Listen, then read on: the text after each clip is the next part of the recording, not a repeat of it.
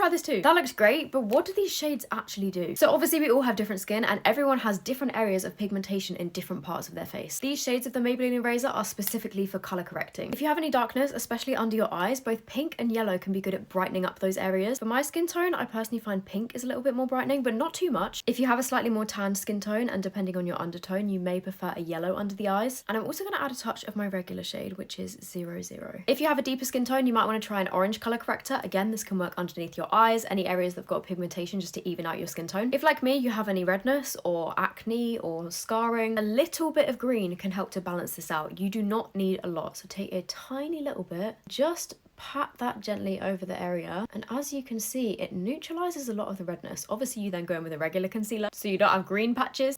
This one just came up today. Lucky me. Just blend that over the top, just on my nose. I'm dabbing a tiny amount of that. You can see the difference even just from the green. Let's do this in real time.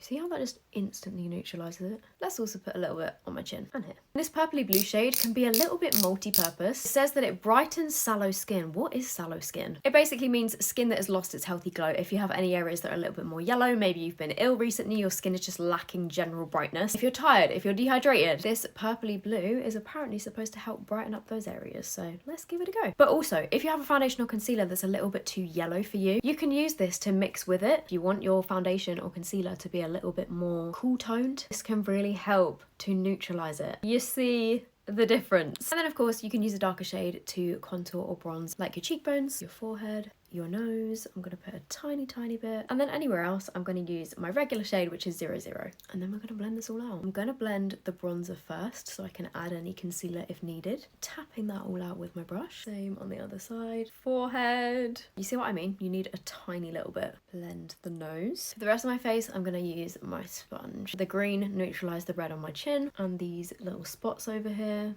So far so good. Let's try the under eyes and my cheeks. Gently tapping that all in just to mix those colours together.